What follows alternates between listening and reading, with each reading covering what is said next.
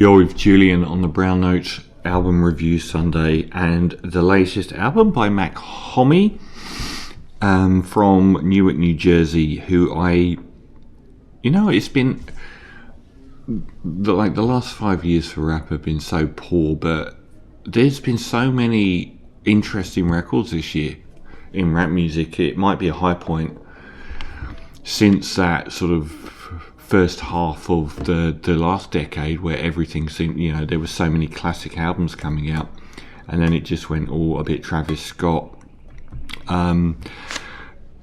So far this year we've had Schoolboy Q and probably the best Chief Keef album maybe, but there's been like about 4 really great albums. Rich Ass Haitian by Mach-Hommy from Newark, New Jersey, the latest, and I don't know a huge amount about him because the first album I featured on my radio show was 2021's Pray for Haiti, which I absolutely loved, and that was in my albums of the year. Very similar to that, I feel. One reason I really was quite interested in who this still anonymous guy is, very reclusive, was the fact that he used to sell albums very prolifically on places like Bandcamp.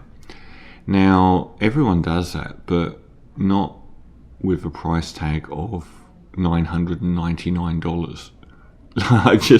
When I saw that some of his albums, I think, were like being sold for $2,000, it's like, that's pretty cool.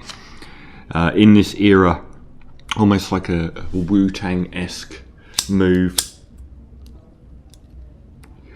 But Pray for Haiti was an incredibly listenable album.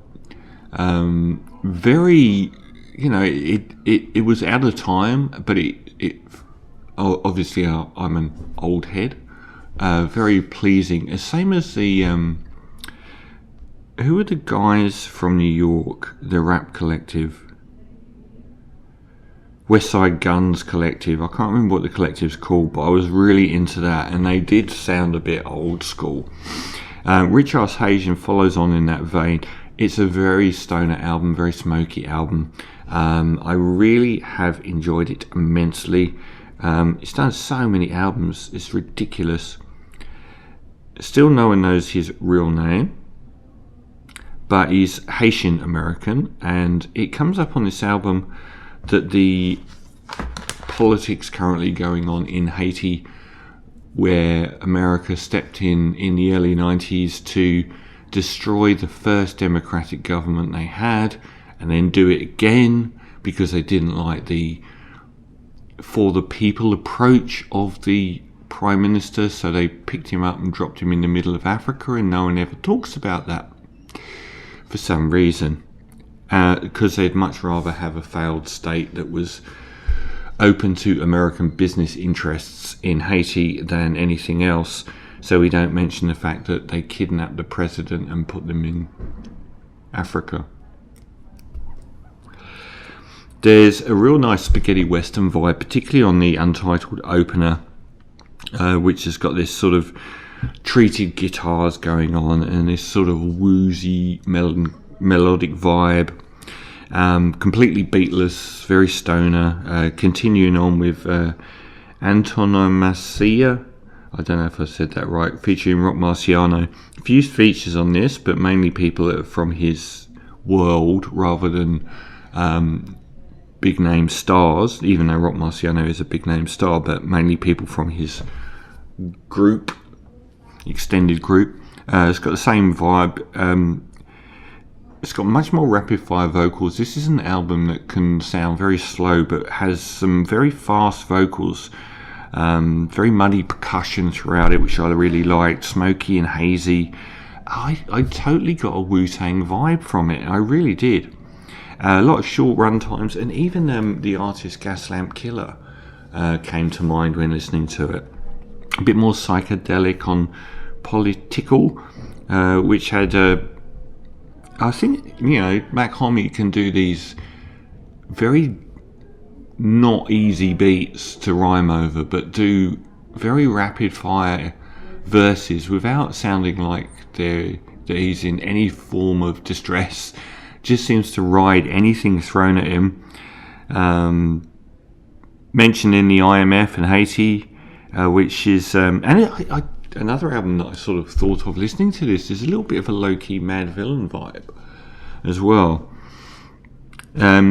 Interesting sort of soundstage for Sanjay, featuring Hez Zibar on track 4, which has got this Ran Christian vibe. If anyone remembers who Ran Christian were, with the much cleaner beats, maybe even like late 90s sort of Finger Things or Ninja Tune sort of vibe. And again, a very like verbose, funny, interesting lyrically album that features a rapper that can seemingly take any sort of beat flow and just sound like they're not trying at all, but really, really well done. Bit MF Doomy on Empty Spaces, featuring Your Old Drew, which is the best feature on the album. I thought it's superb verse from him. The title track, sorry, not the title track, Serpent and the Rainbow. It's got this sort of piano hook, harmonica thing going on. Definitely like one of those Woo solo albums that came out after 36 Chambers. And it's probably the most pop hit track, I think, on the album. The title track itself, Rich Ass Haitian, is produced, I think, by Kay Tranada, who's an unexpected guest from Canada in this, which is another very upbeat one. Another sort of, it's I think, compared to the other stuff I've heard from Mach-Hommy, I think it is like the most mainstream album, even though it's very sort of Redman and Method Man sort of smoky stoner rap music. It's very easy to listen to. And the Same 24, I'm not going to go through every track, there's too many. The Same 24 I was curious about because it seems to be echoing something that an influencer said about a year or two ago, about how, why don't you just use your 24 hours in a day to do something better? And I was just like, I don't know about that. Anyway, overall, I thought, the reference points are gold for me. Like Pure Catnip, like mid-90s Wu-Tang, Mad Villain, even a bit of introducing DJ Shadow era. I thought it was a fantastic album. MF Doom, very sort of dreamlike, very intense, yet also you can definitely put it on in the background. One of the high points in rap this year, and also it'll probably be in my albums of the year. So I'm going to give Mach-Hommy, Rich Ass Haitian, an 8.5 out of 10.